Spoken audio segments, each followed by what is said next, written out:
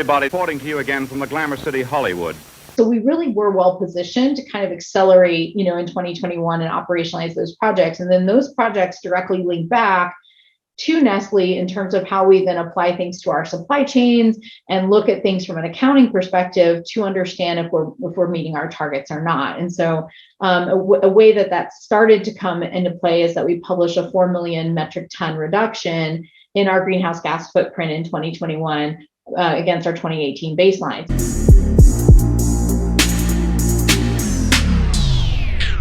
If you love listening to this show, please consider giving a rating and a review on Amazon Alexa or wherever you listen.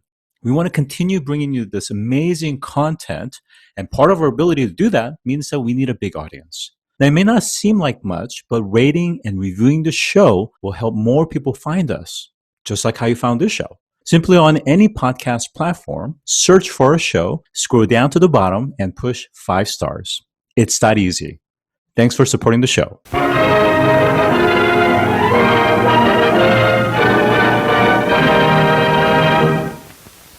Today, I'm joined by Emily Johannes, Head of Sustainable Sourcing for Nestlé USA, and Lauren Brey, Managing Director of Farmers for Sustainable Food. Welcome to the show.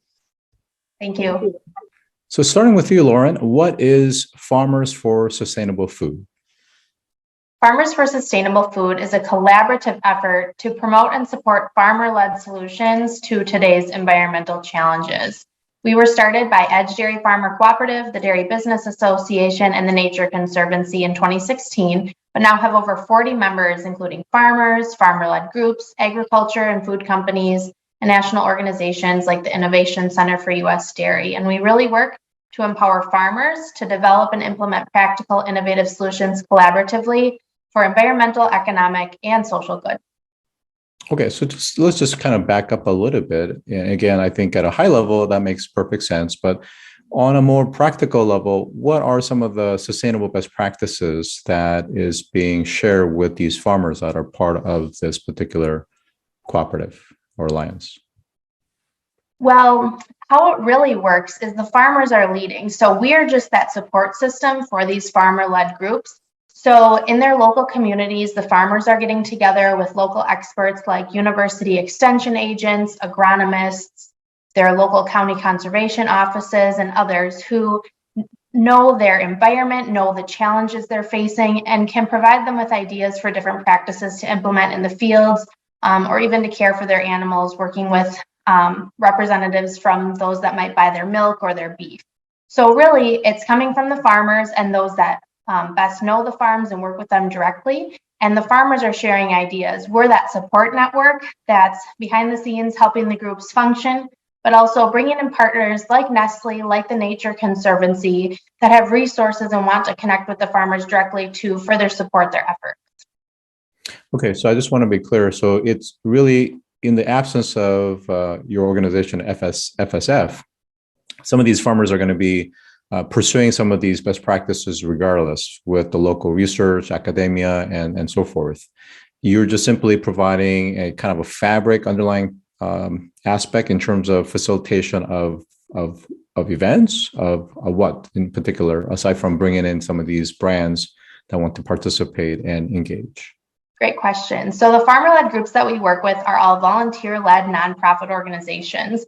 And that often takes a lot of time, as you guys both might know. If you try to participate outside in your personal life in some professional organizations, it can take a lot of time, takes a lot of organization to run organizations, of course. So we're providing almost association management to some of these groups, helping them with their communications, with their board meetings, with event planning and execution, helping just bring the farmers together and providing some of that administrative support, but then also providing access to grant opportunities, helping them with grant applications and reports, things that those individuals might not have time or the experience to do on their own. We're just helping them along in that journey with their nonprofit groups.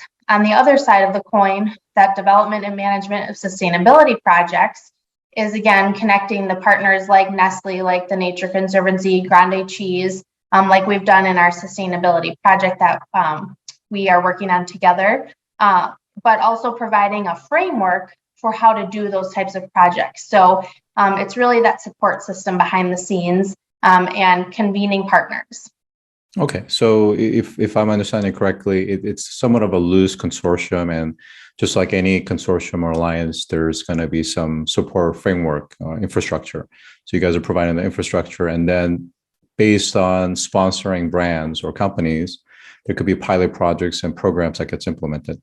Can you talk about, well, let's first define, how is a group defining sustainable agriculture versus, let's say, regenerative farming, for instance? Although I think when we say farming, we're not talking about just agriculture, we're talking about cattle and other animal farm, livestock as well, correct?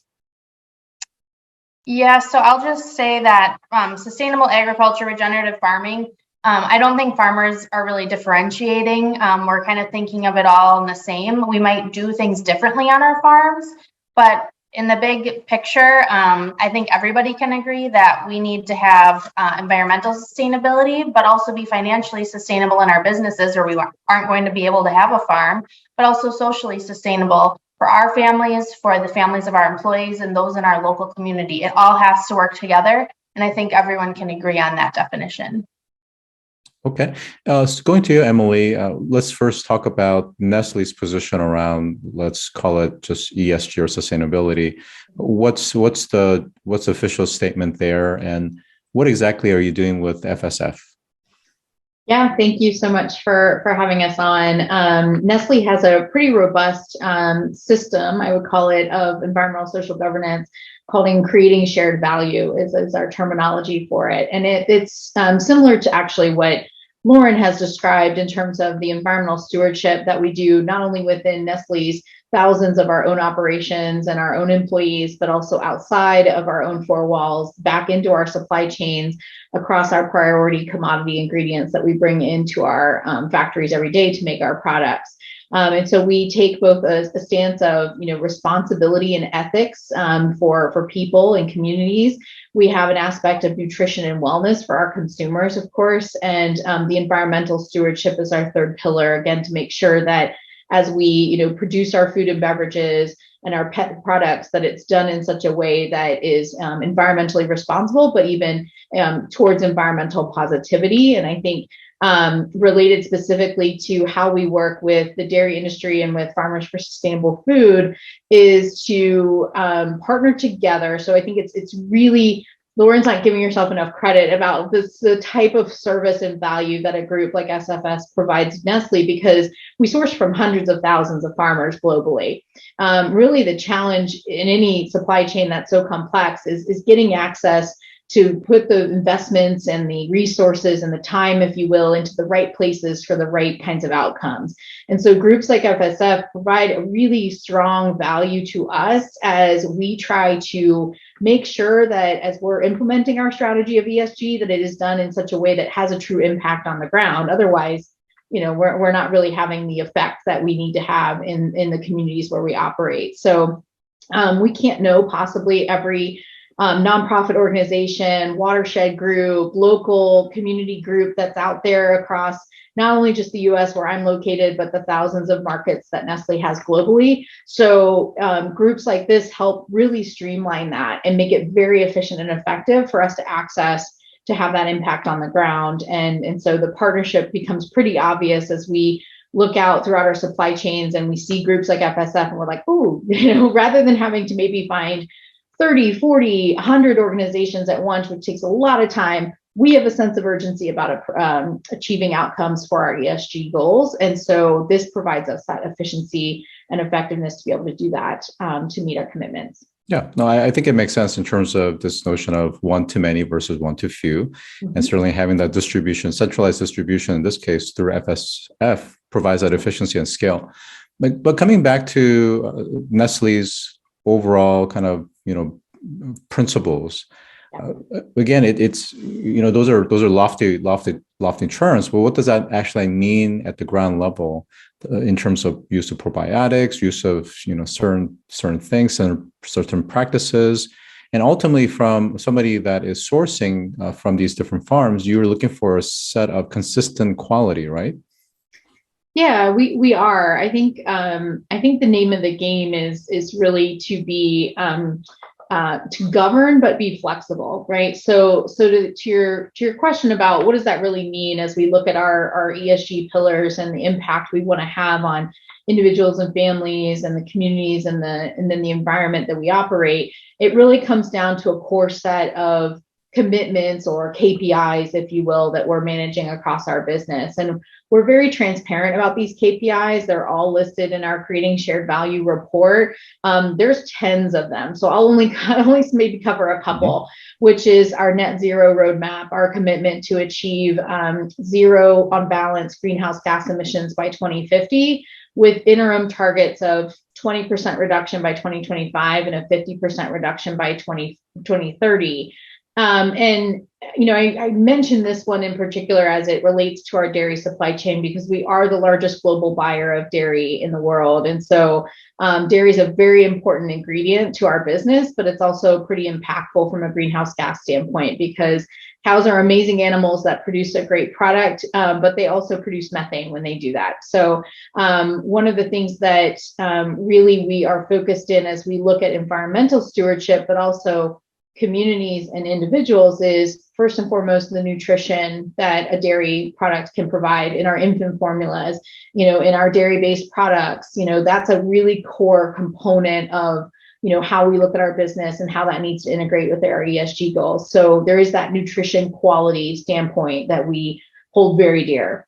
That is then also balanced with the community and environmental stewardship. So obviously we would like those ingredients, that dairy ingredient, to come in at a lower environmental impact and with a community context, employee, worker, family, impact as well. So that's why we lead involvement, investment, if you will, projects with communities like FSF and with partners to enhance both of those qualities, right? To get a greenhouse gas reduction in this example, but also do that in a way that's economically viable and good for communities where dairy farms are located. Mm-hmm. So going back to you, Lauren, we've had farmers and ranchers on the show before, and some have gone to different kinds of kind of internalized means of trying to get to that net zero or at least minimize it. One farmer in particular, I think he uses the byproducts of the cattle to basically power up a power generator that then powers the entire ranch and the entire operation, for instance. So trying to be completely off-grid. Can you talk about some best practices that you're seeing across some of these farms and how they're actually reducing some of their carbon footprint? Sure. Well, farmers have always practiced conservation on farms, but as we learn more over time, some of those things might change or some practices might come back with different tweaks. We're always learning in agriculture. And what's, I think, so exciting about being part of the agriculture community is that there's so much diversity depending on where you farm, your soil types, what kind of cattle you might raise, or what kind of crops you're growing, and then the weather, throw that into there. So we're facing all kinds of different challenges and always looking for a better solution to be more environmentally friendly, have a lower carbon footprint, put more carbon in the soil, make more financial sustainability for our business as well. So there's a lot of things that go into farming. And I think with some of the groups we work with, a lot of them are doing a variety of conservation practices in the field. That's really their focus, particularly water quality at this point in our communities here in Wisconsin. That's been a big focus. So that's one of their main goals.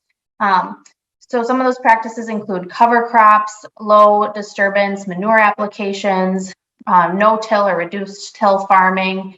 Some farms do have digesters that maybe convert to renewable natural gas. There's just a big variety. We're seeing more and more. Nitrogen application, following nutrient management plans, and making sure we're working closely with our agronomists to apply the right nutrients at the right time. So I think there's really a variety, and there's a lot more that I didn't mention. And every farmer has to try something and figure out what works best for them, not only based on their crops and their goals, But also it depends on the weather. Some years you have a plan to do certain things on your fields and you just physically can't get in the fields or at the right time to make some of those practices work. But we're always working to be better, to improve our practices for, again, the environmental sustainability, but also the financial sustainability of our farms.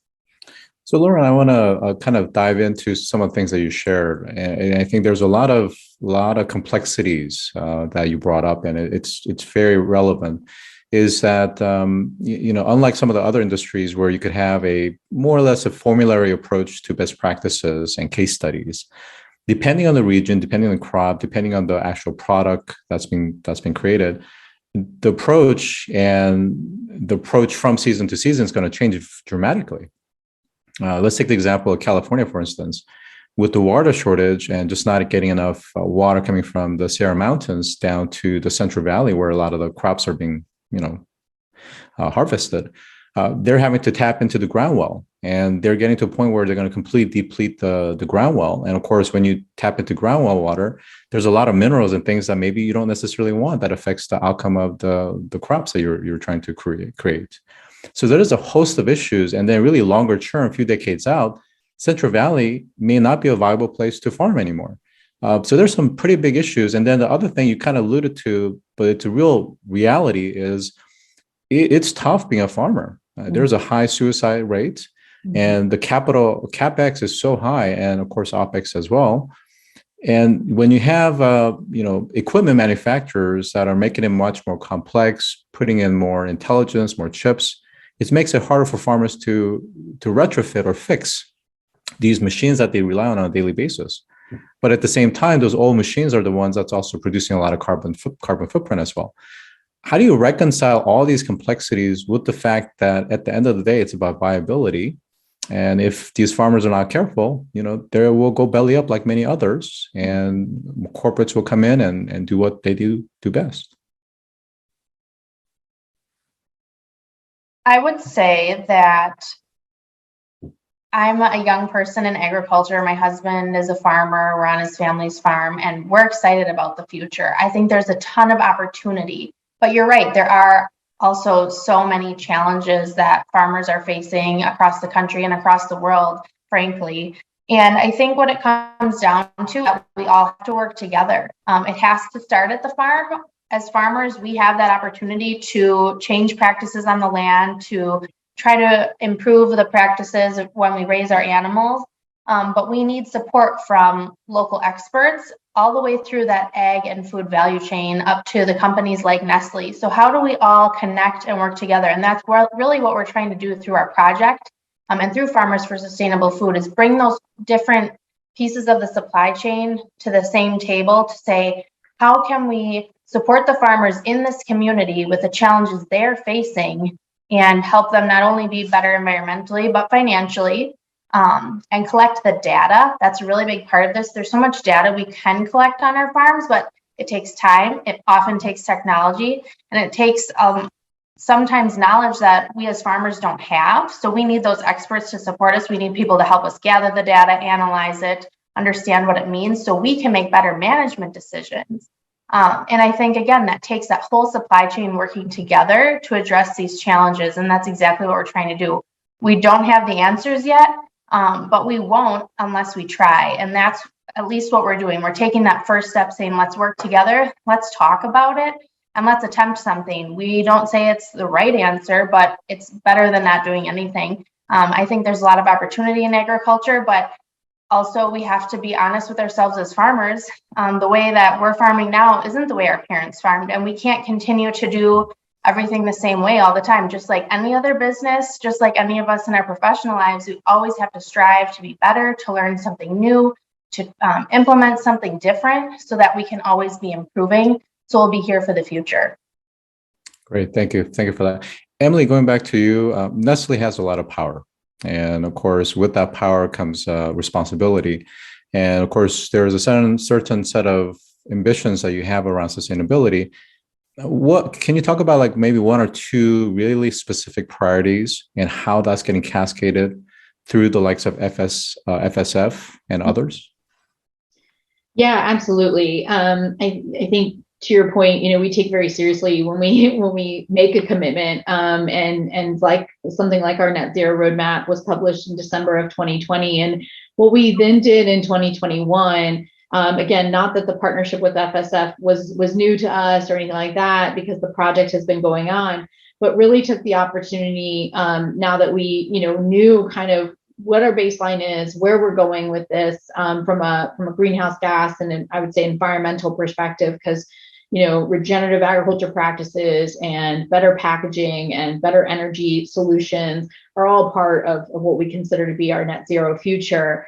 We really then operationalize that. And to your point, for Nestle, there's responsibility throughout the organization for this. So whether it's myself in procurement, leading the work with the parties outside of our business, or whether it's our operational managers, whether it's our marketing teams, everyone is really embedded throughout the organization to drive ESG value.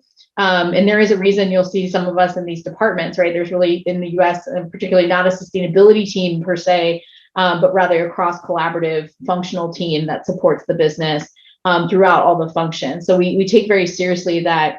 In my role, reporting directly to our chief procurement officer, I play a function in driving the kinds of partnerships and action that is needed to operationalize these commitments. So a key priority for us is greenhouse gas reduction. We feel that this is the imperative mandate of us as a business, and that responsibility is something that Mark Schneider, our CEO, has taken very seriously, and it is core to our company from the top down to the bottom.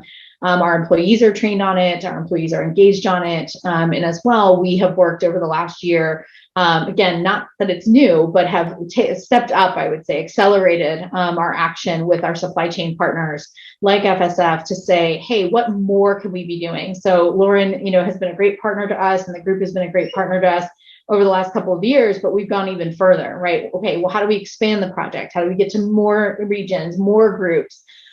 So we really were well positioned to kind of accelerate, in 2021 and operationalize those projects. And then those projects directly link back to Nestle in terms of how we then apply things to our supply chains and look at things from an accounting perspective to understand if we're meeting our targets or not. And so a way that started to come into play is that we publish a 4 million metric ton reduction in our greenhouse gas footprint in 2021. Against our 2018 baseline. So again, you can't manage what you're not measuring and what you're not targeting. And so by doing that and working on it as an entire organization, we have been able to start reporting that progress, and that's part of our creating shared value, reporting that we do every year.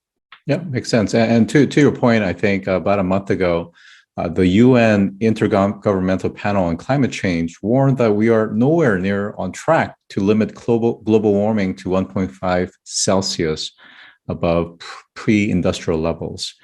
We really need to do something on a drastic global scale level. Now, furthermore, very recently, within the last couple of days of this recording, Nature, a scientific publication, found that replacing about 20% of global beef consumption with meat substitute within the next 30 years could have deforestation and the carbon emissions associated with it. And specifically, the study mentioned replacing beef with meatless alternative called mycoprotein, a meat substitute which is produced in steel tanks by fermenting a soil-dwelling fungus with glucose and other nutrients. Now, of course, we've seen other examples from the likes of Israel's Imagine Dairy, which is a lab-grown dairy that programs DNA instructions for production of whey and casein into microorganisms that then creates these cow-free milk and dairy. To Silicon Valley, startups like Eclipse Foods that are making ice cream that mimics molecular structure of dairy using plant-based ingredients like oats and potatoes. So the point that I'm making is I recognize that dairy farms are not going to go away anytime soon. But at the same time, from a Nestle, because it's playing at such a large market share level, has a responsibility to diversify its sources.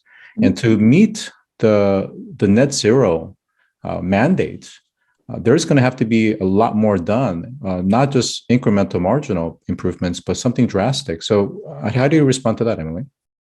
Sure. No, I think we do recognize that there's opportunity in our reformulations or innovations, if you will, and we're very focused on meeting consumers' needs and what they would like to see in that space. And so we very much consider ourselves an and company, and do provide products that our consumers want that do have dairy and cow-based meats in them, but also, to your point, are really looking to expand and diversify our portfolio into not just plant-based, but the technologies, as you mentioned, which are still very much emerging, right? So our first and foremost priority is the quality, the taste, and the safety, of any ingredient going into our products. And so we're very focused from a research and development perspective on these kinds of technologies and how they play into our portfolio into the future. And as you say, we're like many companies tracking, the impacts that we are having, the reductions we are making, are they truly mattering in the grand scheme of how, we play as a social partner, and actually achieving what the scientists tell us we need to do to actually have the results, of all of our great work. And so that's part of the transformation of our portfolio that we're very focused on.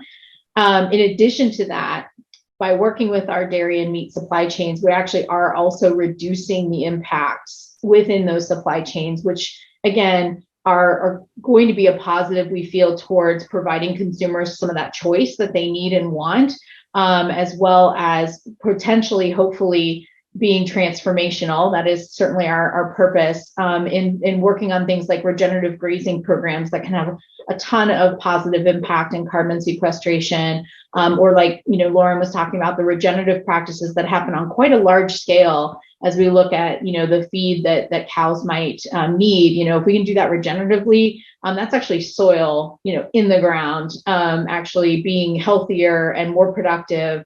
And so ultimately, it's the combination of all of that work that we think will be really transformational. I think the point that you make that so hits home for me is the sense of urgency that we all have in achieving these and getting it done. And so I think we're very action oriented towards that, and partners like FSF share that philosophy and are really on the ground making it happen. And so that's really a positive effect.